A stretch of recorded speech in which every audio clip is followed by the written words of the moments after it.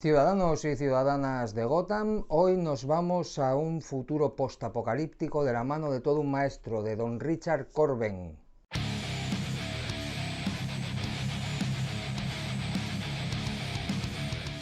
Ciudadanos de Gotham, ciudadanas de Gotham, ¿qué tal? ¿Cómo estáis? Muy buenos días, tardes o noches. Muchas gracias por estar ahí viéndome. Pues este volumen, Mundo Mutante, que ha publicado ECC Ediciones, recoge uno de los trabajos más celebrados o más representativos de la obra de Richard Corben, que es un dibujante que nos dejó a finales del 2020 desafortunadamente, y que es un dibujante que marcó absolutamente toda una época.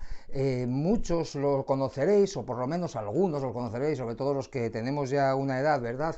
Es el dibujante, se hizo famoso con su serie Den, y a muchos nos trae recuerdos de aquellos cómics de los años 80 en los que por aquel entonces todos llevábamos una cebolla en el bolsillo.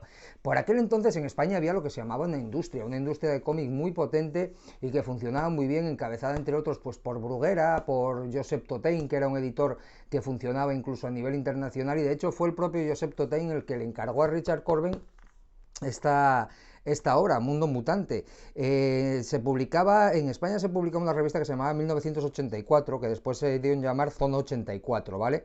Los más mayorcetes la recordamos con cariño, a pesar de que es más cosa de nuestros hermanos mayores que nuestra, ya nos pilla un poquito a lo mejor incluso lejos incluso a nosotros, pero en aquella revista que estaba copiada a su vez de una revista británica, que a su vez copiaba la revista Metal Hurlant, o algo así se dice, yo siempre dije Metal Hurlant y no me compliqué la vida, que era francesa, bueno, y que recopilaba historias cortas que al más puro estilo Bruguera, ¿no? Pues historias cortas que luego se unían y formaban una historia larga, o simplemente historias cortas que trataban sobre un tema común pero empezaban y terminaban.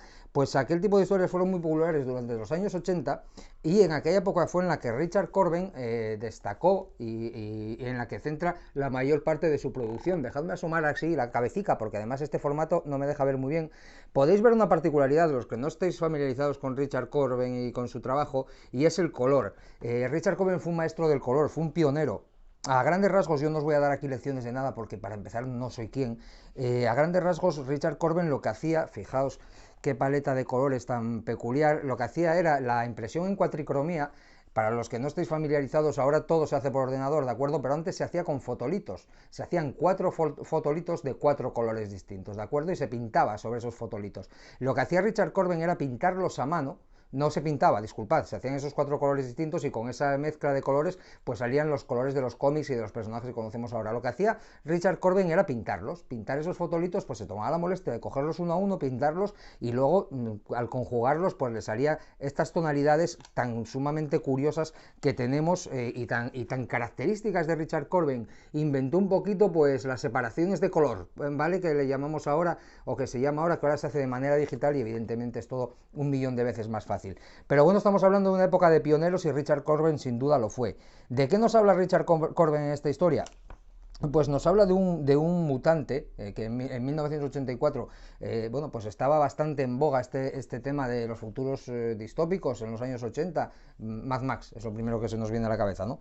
Pues nos habla de la historia de un mutante que es un poquito, bueno, un poquito inocente, ¿no? Por decirlo de alguna manera, por no decirlo de otra forma, en un futuro posapocalíptico en el que, bueno, pues nada es lo que parece, o nada es lo que en un principio en la historia parece. También es cierto que al principio de la historia, según sabemos por los textos que acompañan el volumen, no tenía una vocación de continuidad, sino una vocación episódica, y no pretendía tampoco que comenzase y terminase y se viese como un todo, ¿no? Entonces vemos cómo a medida que va avanzando la historia sí que vemos una intencionalidad por parte del guionista, que en este caso es Jan Strand, que ya entró cuando Richard Corben había empezado la historia. Sí vemos una intencionalidad una vez que entra el guionista, pero bueno, también se recopilan las primeras historias cortas en la que Corben pues simplemente se limitaba a mostrar ese mundo en el que quería desarrollar la historia, y nada más, ¿no? Es una historia que a nivel de guión no es nada del otro mundo, ¿de acuerdo? No es nada que nos vaya a volver locos, es muy entretenida, es muy hija, muy hija de su época. Esto los abuelillos lo disfrutamos como tontos. No es muy hija de su época, no es, insisto, no es nada del otro mundo, pero es entretenida, da una buena muestra de lo que se cocía por aquel entonces en el cómic norteamericano, europeo en general, porque esto entronca más con la sensibilidad del cómic europeo, ¿no? Es una edición revisada, es una edición que contiene algunos añadidos que en su momento, bueno, se desnaturalizaron, por decirlo de alguna manera, y es una edición que yo creo que el máximo interés que tiene es gráfico, sinceramente. Más que un interés literario, yo creo que tiene un interés gráfico y bueno, por ver el legado de este hombre tan grande, de Richard Corben, que hizo tantísimas cosas, que es tan paradigmático y tan significativo de muchas cosas para muchos de nosotros. Es ver los dibujos de Corben e inmediatamente venirnos a la cabeza, pues eso, aquella época en la que robábamos a nuestros hermanos mayores los cómics de Zona 84, de Creepy, de todo este tipo de revistas que menudeaban en los kioscos, cosa que hoy en día, pues a los más jóvenes os suena chino, porque eso ni lo habéis conocido por desgracia, ni creo que lo conozcamos ya nunca más.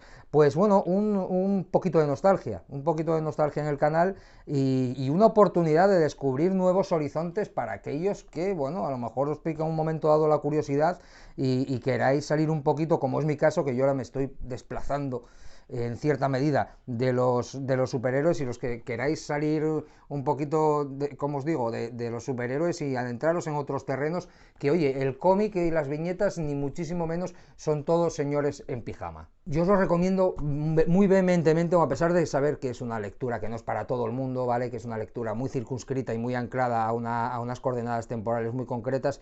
A mí me ha hecho pasar un viaje, me ha hecho pasar, bueno, me ha hecho hacer, valga la redundancia, un viaje en el que me lo he pasado muy bien, en el que he redescubierto, entre comillas, a un maestro que, como os digo, nos dejó aún el pasado mes de diciembre y que siempre, absolutamente siempre, conviene tener en nuestra biblioteca algo de los clásicos y algo de los que han hecho grande este medio, como es el grandísimo Richard Corben. Muchísimas gracias a todos y a todas por haber llegado hasta aquí. Cuidaos muchísimo y bueno, ya sabéis, like, subscribe o no, como veáis, pero salud.